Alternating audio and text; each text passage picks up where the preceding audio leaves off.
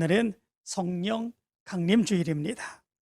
오순절 마가의 다락방에서 120명의 성도들이 뜨겁게 기도할 때에 성령이 바람처럼 그리고 불의 혀처럼 갈라지며 거기에 있던 120명의 성도들 머리 위에 가득히 임하게 되는 놀라운 역사가 일어나게 되었죠. 그 역사를 기념하며 예배를 드리는 주일이 성령 강림 주일입니다. 오늘 성령 강림 주일 예배를 드릴 때에 지금 이 자리에도 성령이 바람처럼 불의 혀처럼 갈라지며 여러분들 모두 이에 임하게 되길 간절히 축원합니다. 여러분들은 어떤 때에 가장 큰 기쁨을 누리십니까? 맛있는 것을 먹을 때 그때 최고로 기쁘죠. 그런 사람들을 가르쳐서 식도락가라 그렇게 얘기를 하지 않습니까? 또 어떤 분들은 자녀들이 잘 되고 성공하는 그 모습을 보면 거기에서 기쁨을 누리는 그런 모습들이 있습니다. 사랑하는 사람과 함께 있을 때 상대방에게 인정받고 칭찬받을 때에 그럴 때에 우리는 거기에서 기쁨을 누리는 그런 모습들이 있습니다. 그럴 때에 나는 하나도 안 기뻐 이렇게 얘기하는 사람은 아무도 없습니다. 정말 내 인생의 가장 최고로 기쁜 날이야. 아마도 그렇게 다들 이야기할 것입니다. 그러면 우리 믿음으로 살아가는 그런 사람들도 똑같이 그러하겠습니까? 믿음으로 살아가는 그런 사람들도 맛있는 것을 먹을 때 기쁘고 자녀들과 함께 있을 때 기쁘고 잘 되는 것을 볼 때에 기쁘고 그리고 인정받을 때 칭찬받을 때 사랑받을 때 기쁘고 우리 믿음의 사람들도 그런 가운데에 기쁨을 누리며 살아가겠습니까? 물론 그렇습니다. 그런 것에서 기쁨을 누리는 것은 세상 사람들이나 우리 믿음의 사람이나 똑같은 그런 모습들이 있죠. 그런데 믿음으로 살아가면서 성령 충만하여 성령의 인도하심 속에 살아가는 우리 성도들의 모습은 세상 사람들이 누리지 못하는 그런 것에서 기쁨을 누리는 그런 모습들이 있음을 우리는 알 수 있습니다. 성령 충만한 믿음의 사람들은 기쁨을 누리는 것도 다릅니다. 세상 사람들은 좋은 것이 있을 때, 잘 되는 것이 있을 때 그것을 통해서 기쁨을 누리지만 오히려 성령 충만하여 믿음으로 살아가는 사람들은 그런 것뿐만이 아니라 믿음으로 살고 하나님의 사역을 감당하며 살고 하나님의 뜻을 이루며 살아가고 그런 모습 가운데 힘들고 어렵고 고통스러운 모습이 있다고 할지라도 오히려 그 힘들고 어렵고 고통스럽고 핍박받는 그 모습을 통해서 기쁨을 누리는 그런 모습이 우리 믿음의 사람들의 모습 가운데 있습니다. 어떻게 그렇게 될 수 있을까? 그게 가능할까? 이런 생각을 해보죠. 그런데 사도행전 2장 4절의 말씀 가운데 보면 조금 전에도 말씀을 드렸지만 마가의 다락방에서 뜨겁게 기도하는 바로 그런 성도들에게 성령의 강권적인 역사가 일어나게 되었죠. 그때에 사도행전 2장 4절은 이렇게 말합니다. 그들이 다 성령의 충만함을 받고 성령이 말하게 하심을 따라 다른 언어들로 말하기를 시작하니라. 이렇게 말씀해 주고 있습니다. 성령에 그들이 다 충만함을 받았다. 이렇게 말씀해 주고 있죠. 성령의 충만. 이 말은 에플레스데산이라고 하는 말입니다. 이 말은 가득 차다, 충만하다 라고 하는 의미를 가지고 있죠.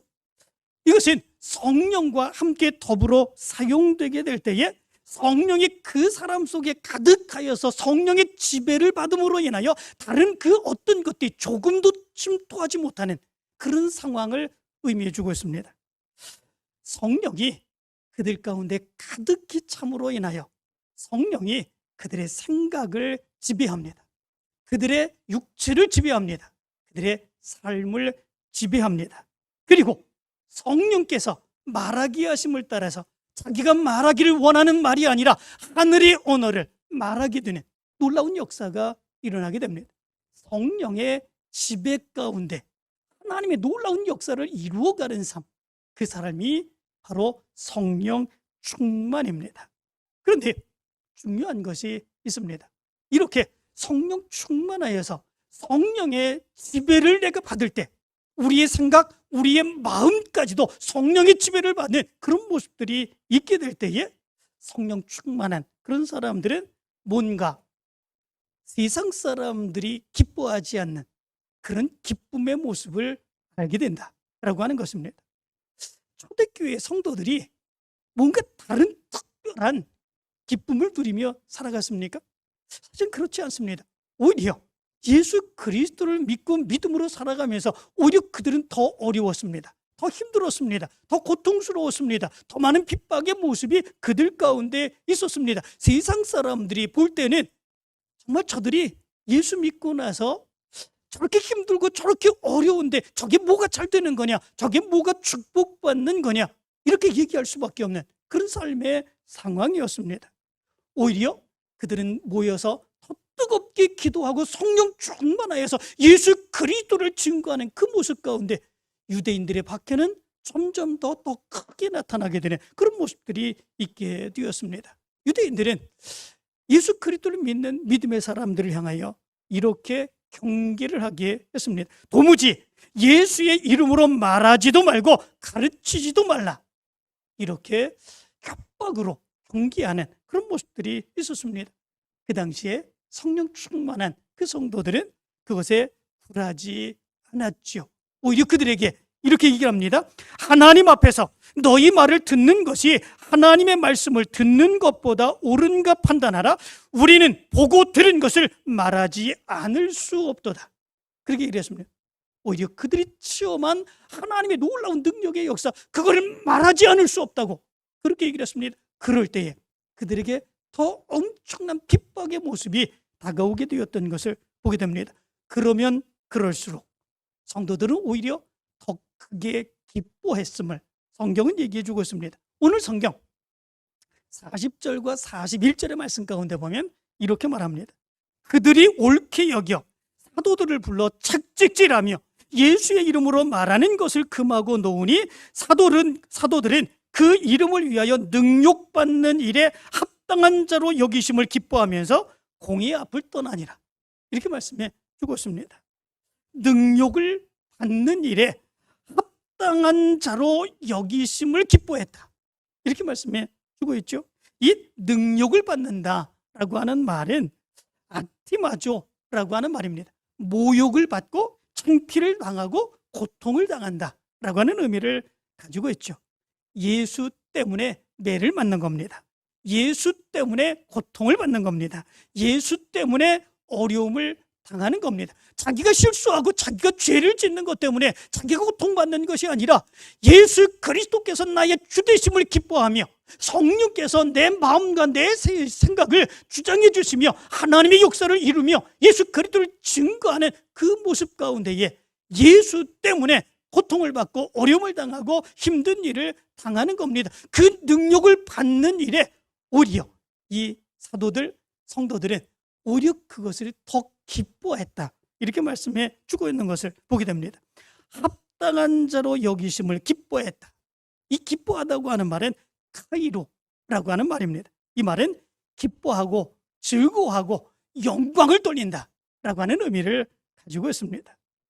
사도들이 그 당시에 초대교회 성도들이 특별한 사람들이 아니었습니다. 오히려 더 연약한 그런 모습들이 그들의 모습 가운데 있었던 것을 보지요. 지식도 일반 사람들에 비해서 많은 것이 아니었습니다. 명예가 있는 것도 아니었습니다. 수양이 잘 된 것도 아니었습니다. 도덕적으로 온전한 그런 사람들도 아니었습니다. 갈릴리의 촌 어부들이 대부분이었습니다. 예수님을 배반하고 예수님이 어려움을 당할 때에 예수님을 버리고 도망쳤던 그런 사람들이 바로 이 사도들, 그리고 초대교회 성도들의 모습이었습니다. 이들은 이런 사람들이었습니다. 그런데 그들이 예수의 이름을 위하여 능욕받는 일에 합당한 자로 여기심을 기뻐했다 말씀해 주고 있습니다. 무엇이 그들로 인하여 이렇게 변화되게 했을까? 세상이 바뀐 것도 아닙니다. 그들의 삶의 조건과 여건이 바뀐 것도 아닙니다. 그들의 경제적인 사건이 더 좋아지고 자기들의 삶의 형편이 더 좋아지고 자기네들에게 더 좋은 일이 일어나고 그렇게 된 것이 아닙니다. 오히려 더 고통스럽습니다. 성령의 충만을 받고 오히려 또 담대하게 예수 그리스도를 증거하는 그 모습 가운데 유대인들의 박해는 점점 더 심하게 되는 그런 모습들이 있었습니다. 그런데 오히려 그들은 능욕받는 것을 더 기뻐했다 말씀해 주고 있습니다. 무엇이 그들을 그렇게 바꿔 놓은 것이겠습니까? 다른 것이 아니죠. 성령 충만입니다. 성령이 강권적으로 그들에게 가득히 차서 성령이 그들의 마음을 지배하고 성령이 그들의 생각을 지배하고 성령이 그들의 삶을 지배하는 그 놀라운 역사가 그들 가운데 임하였기 때문에 그렇습니다. 그렇기에 그들이 보는 기쁨도 달라지게 된 것을 보게 됩니다. 여기서 우리는 이런 생각을 해봅니다. 그러면 사도들과 그 당시의 성도들이 성령 충만하여 깨달은 그 기쁨이 도대체 무엇일까? 무엇으로 인하여 성령이 충만했을 때에 그들의 기쁨이 달라지게 되고 변화되게 되는 이런 역사가 일어나게 됐을까라고 하는 것입니다. 그 첫 번째 이유가 있습니다. 그것은 하나님이 나를 꼭 필요한 일꾼으로 나를 불러주셨다라고 하는 믿음을 그들은 깨닫게 되었습니다.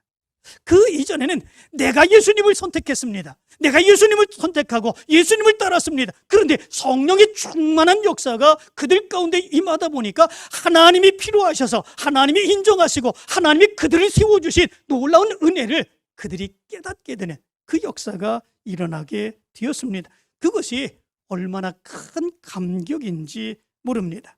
하나님이 나를 세워주신 것입니다.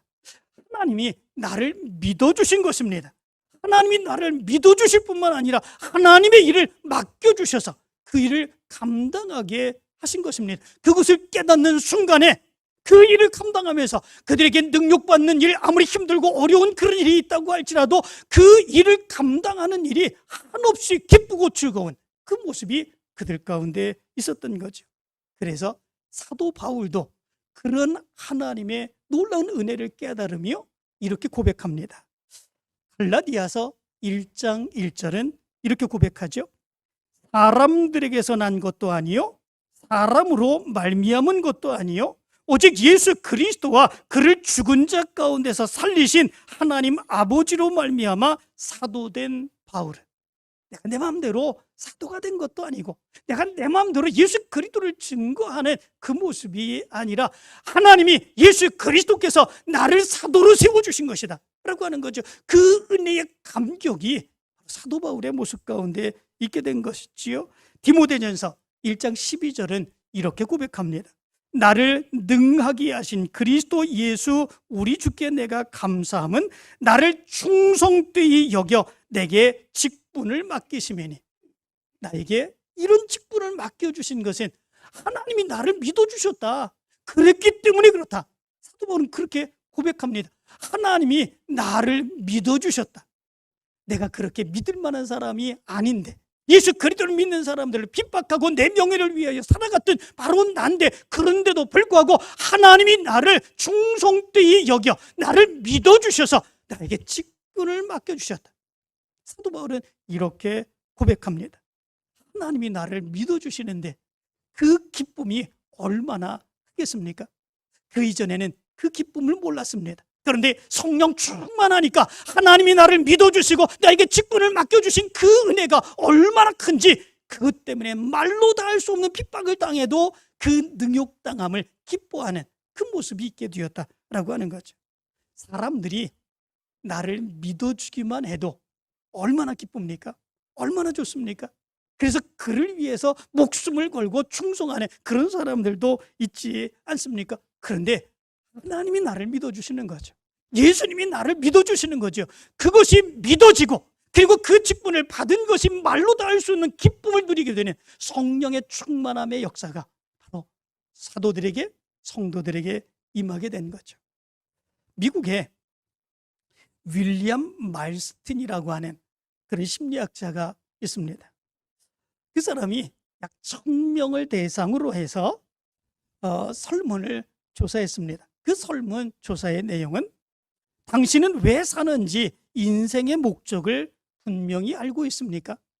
라고 하는 질문이었습니다. 여러분들은 어떻습니까? 여러분들에게 똑같은 질문을 한다면 당신은 왜 사는지 인생의 목적을 분명히 알고 있습니까? 이 질문을 행한다면 여러분들은 확실하게 여러분들의 목적 말할 수 있겠습니까? 그런데 그 질문을 설문조사를 했는데 나는 왜 사는지 그 이유를 분명하게 알고 있습니다. 내 삶의 목적이 이것입니다. 이렇게 대답한 사람이 몇 퍼센트 정도 될 것 같습니까? 6% 정도밖에 되지 않았다고 합니다. 6% 정도밖에 나는 내 삶의 목적이 분명합니다. 나는 내가 살아야 하는 이 목적을 분명하게 알고 있으며 그 삶을 이루기 위하여 살아가고 있습니다. 이렇게 대답한 사람들이 6%밖에 되지 않았다고 그럽니다. 나머지 다시 역으로 생각해 보면 94%나 되는 많은 사람들, 그런 사람들은 삶의 목적을 깨닫지 못하는 거죠. 그냥 사는 것입니다. 그냥 세상을 살아야 하기 때문에 그냥 사는 거죠. 그렇기 때문에 세상의 사람들의 그 모습을 보면 삶의 목적을 알지 못하며 살아가고 있습니다. 그 삶의 모습이 그렇기에 잘 되는 것이 있으면 기쁜 겁니다. 물질이 많으면 기쁜 겁니다. 일이 잘 풀리면 기쁜 겁니다. 원하는 대로 이루어지면 기쁜 겁니다. 그냥 살아가는 대로 좋은 일이 있으면 기뻐하는 그 모습을 가지고 살아가게 되는 그런 모습들이 있게 되는 거죠. 그런데 우리 믿음의 사람들은 그러하지 않다라고 하는 거죠. 성령에 충만하여서 삶의 목적을 깨닫는 믿음의 사람들은 그러하지 않다라고 하는 거죠. 하나님이 나를 불러주셨습니다. 하나님이 나를 믿어주셨습니다. 하나님께서 나에게 직분을 주시고 하나님의 사역을 감당하게 해주셨습니다. 그 목적을 이루며 살아가는 것, 그것이 나의 삶의 목적입니다. 우리 믿음의 사람들은 그 믿음으로 살아갑니다. 그리고 그 사역을 감당하며 하나님께 영광 돌리며 살아가게 됩니다. 그 기쁨을 하나님께서 나에게 맡겨주시며 감당하게 하시는 그 사역을 누구에게도 빼앗기고 싶지 않습니다. 아무리 힘들고 어려운 모습이 있다고 할지라도 끊임없이 바로 그 믿음으로 그 사역을 감당하기를 원합니다. 그 기쁨의 모습을 빼앗기지 않기 위해서 그렇습니다. 세상 사람들이 나를 믿어주기만 해도 나는 기쁩니다.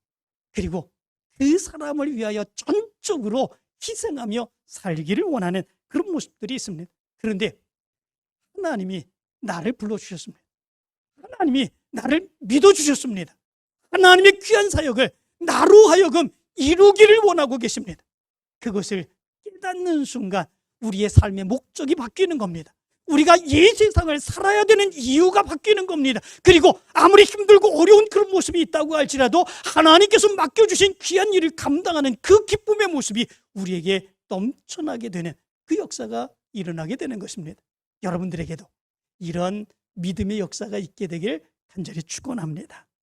두 번째로, 성령 충만한 믿음의 사람들이 왜 능력받는 것을 기뻐하며 살아갈 수 있게 되는 것일까? 그것은 내가 지금 예수 그리스도처럼 살아가고 있다고 하는 증거가 바로 그 능력받는 것을 통해서 나타나기 때문에 그렇습니다.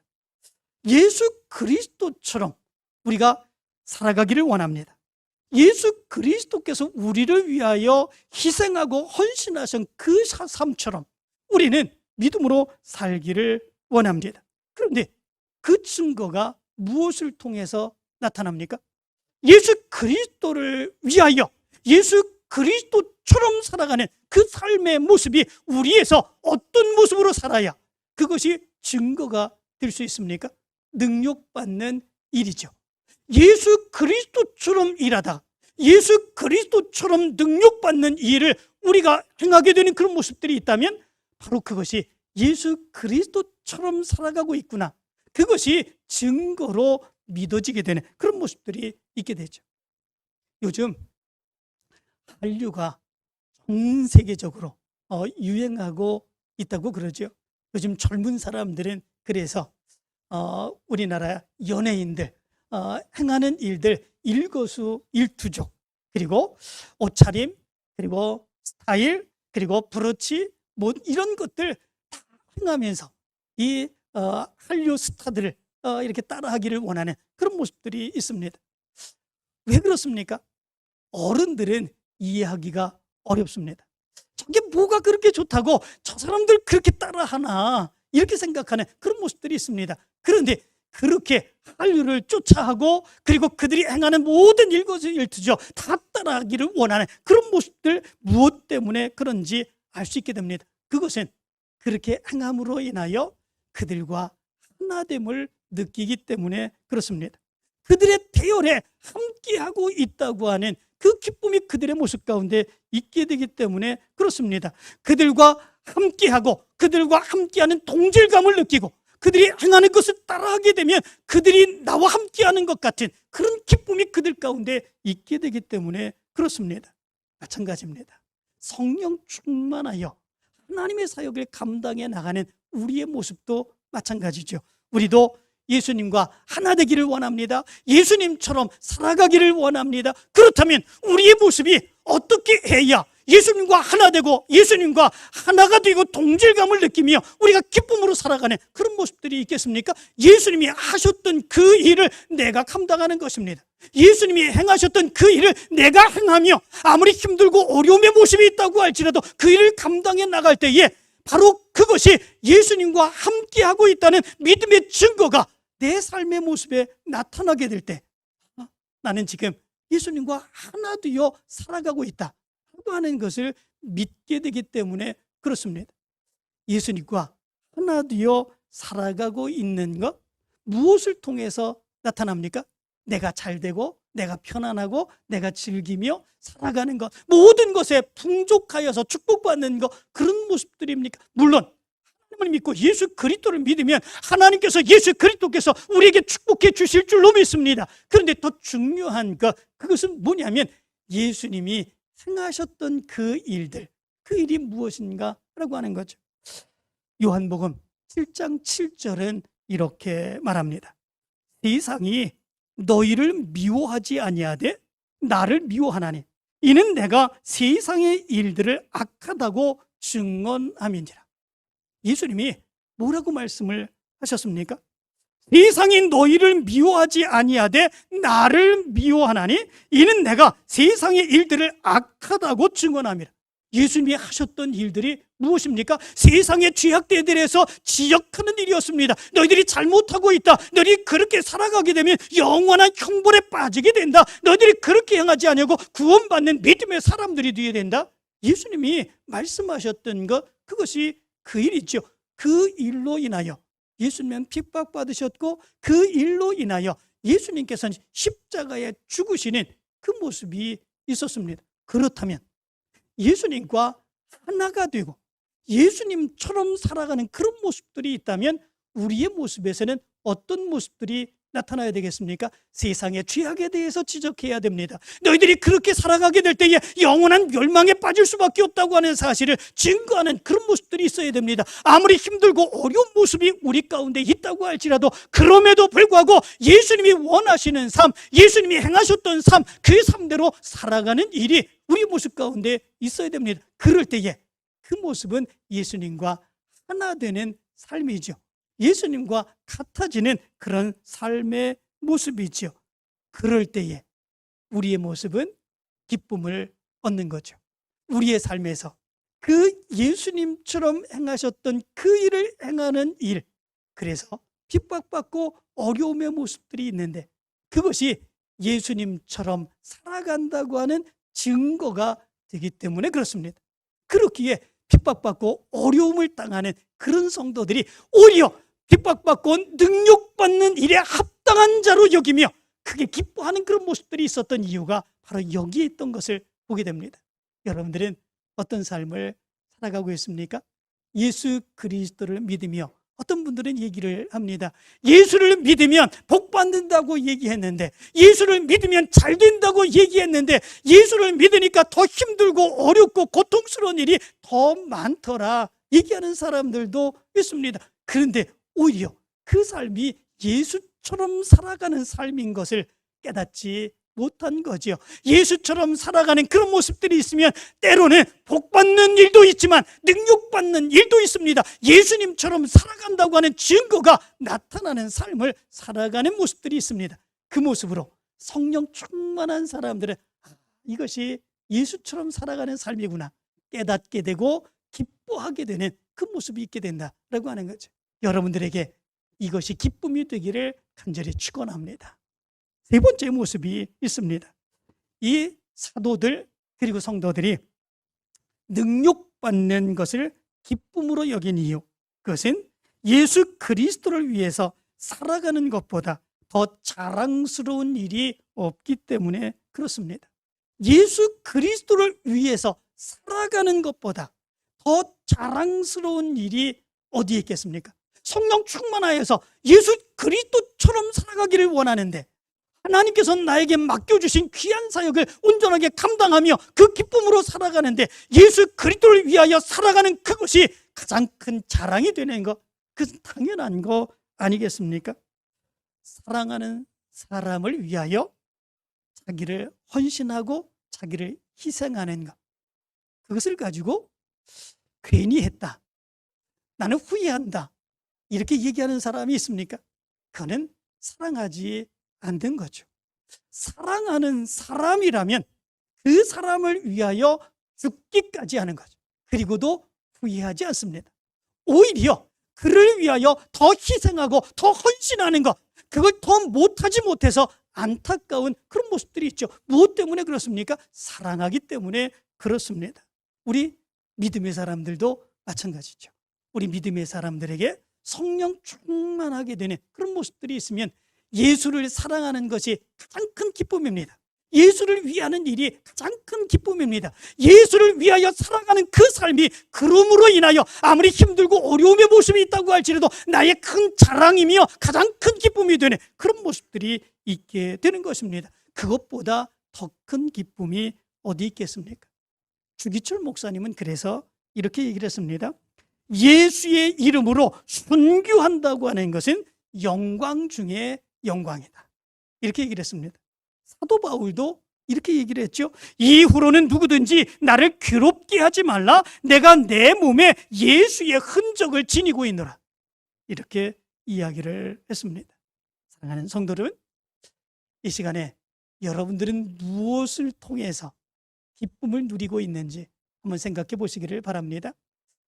세상 사람들이 누리는 기쁨의 모습, 그것만을 위하여 살아가고 있습니까? 그것만을 위하여 믿음 생활하고 있습니까?